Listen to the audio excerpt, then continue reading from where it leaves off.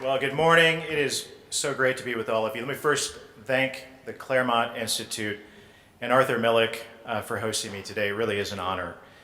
I can't overstate the importance of the Claremont Institute stepping up to host conversations like this one, the one that we're having today. So thank you for all of the important work that you do, for this panel, other speakers who are participating in this important event today. House Republicans can't win this fight without your help. Though Republicans in Congress have come a long way over the last year, in the past 2 months especially, there's been a sea change. More members of Congress, especially on the right, than ever have woken up to the dangers of woke corporations.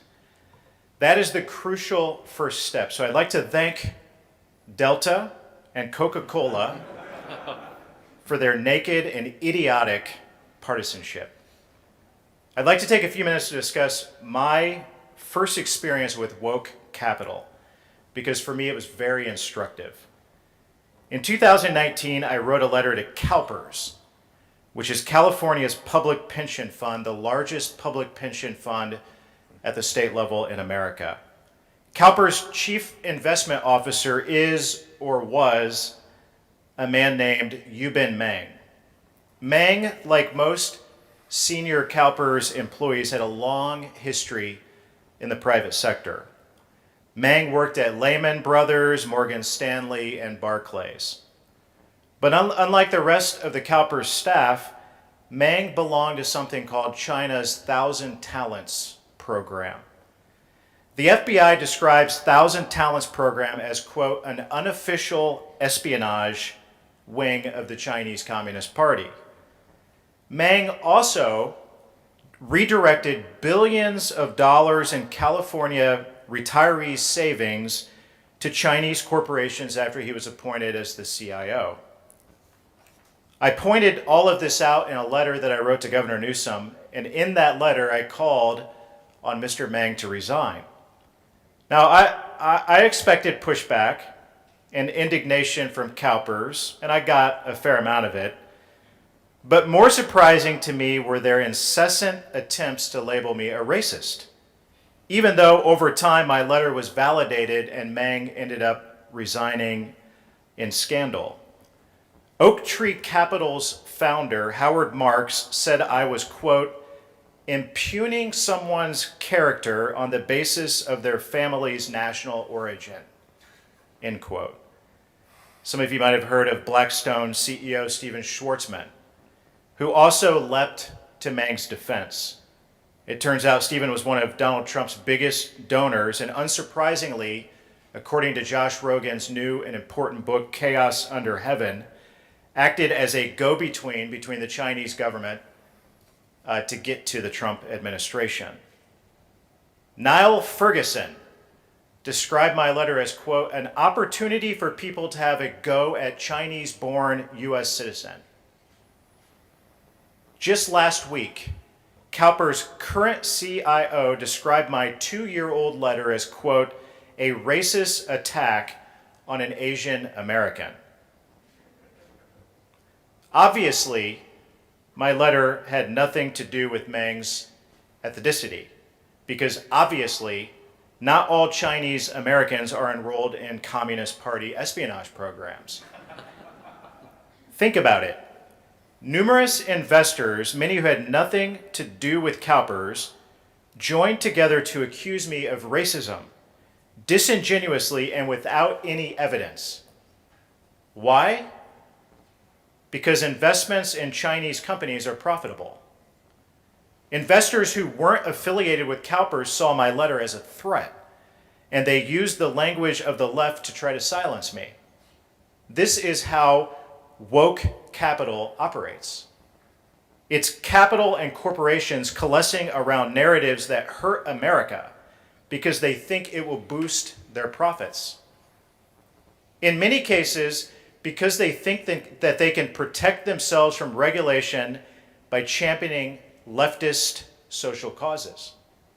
Or in the case of CalPERS, because they see themselves as citizens of the world, and so they see their interest as decoupled from America's interest. This is the lesson that I learned from CalPERS and that I hope all conservatives understand. Woke corporations behave the way that they do because it's helpful. So we fix their behavior when we make it not helpful. That's why we're focused on this at the Republican Study Committee. By calling out their rank hypocrisy in the media and by highlighting it through congressional letters. When the Navy's CNO, Admiral Gilday, put Ibram Kendi's How to Be an Anti-Racist on the Navy's reading list, I sent a letter to him demanding answers. I take it he was quite embarrassed by it. Right now, the Republican Study Committee is working to arrange an in-person meeting with the CEO of Delta so he can explain to us how exactly voter ID laws are racist. We're tackling woke corporations legislatively too. Last week, I joined Burgess Owens' bill to codify President Trump's executive order and ban critical race theory in federal agencies. I've introduced a bill based on Clarence Thomas's opinion to roll back big tech's expansive Section 230 protections. And yes, conservatives must be willing to explore antitrust legislation more than we ever have before. These companies must understand that wokeness is divisive, immoral, and harms America. And even if they don't care about America, if they keep pushing it, it will end up hurting them too. Thank you very much for having me here today. I believe this discussion is crucial. I'm glad to be a part of it, and I promise you that as chairman of Republican Study Committee, a group of 154 members, Republican members of Congress, we are dedicated to this conversation moving forward too. I'm happy to take any questions if we have time to do so.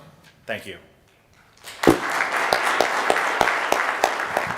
Thank you, Jim.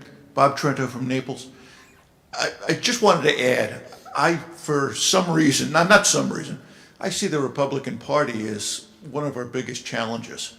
There's very little pushback or very little of an opposition party to wokeness and to the Democratic Party, which seems to be all bought into it.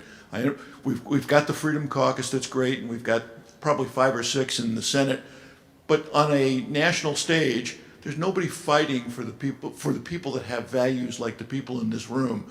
And I just wondered your comments on that. Well, I don't disagree with you. It's been a long time coming, and for too long, Republicans, especially Republicans in leadership, have been silent on these discussions. And for me, it hits home when Eli Lilly, a big pharma company in my home state, came to the State House this year and testified and ultimately killed a very popular voter ID law at the state level that was moving through our State House.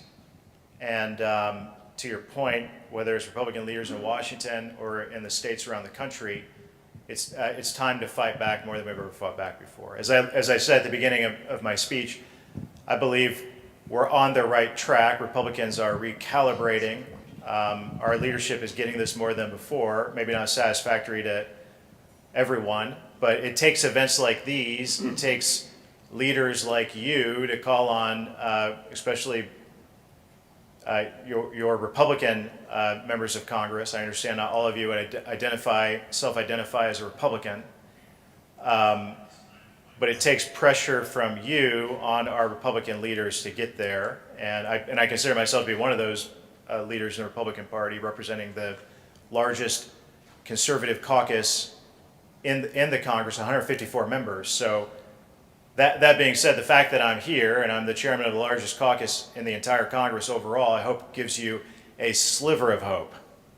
And then moving forward, when we all leave this room, I hope you'll put more pressure on all of us to do more, and I believe that we will. We do not have a choice. Anybody else? Yeah, I have a question for you as well as the panel. We've heard differing motivations behind the leaders of corporations. So I guess I should introduce myself. I'm Andrea Lucas. I'm one of the 3 Republican commissioners on the EEOC, which ironically, of all places, is the last bastion of conservatism in the administrative state right now, given that we have majority control for a few more years. And so my question is, to what degree do you think that corporate leaders are looking for cover from the government, whether it's from the EEOC or from the Republican Party in Congress, against either their woke employees or the pressures that they're getting generally in the culture. Because I'm hearing varying things, both from the panel and from stakeholders. Some are saying, well, they're scared, they're terrified of their employees. Some are saying, well, they're willing to acquiesce because it makes them feel good, and others are saying that they're desperate for the government to take action. Figuring that out, I think, will help us determine how best to pressure and fix this. That's a smart question for a smart panel. And with that, I'm going to race back to Capitol Hill. Thank you. God bless you all.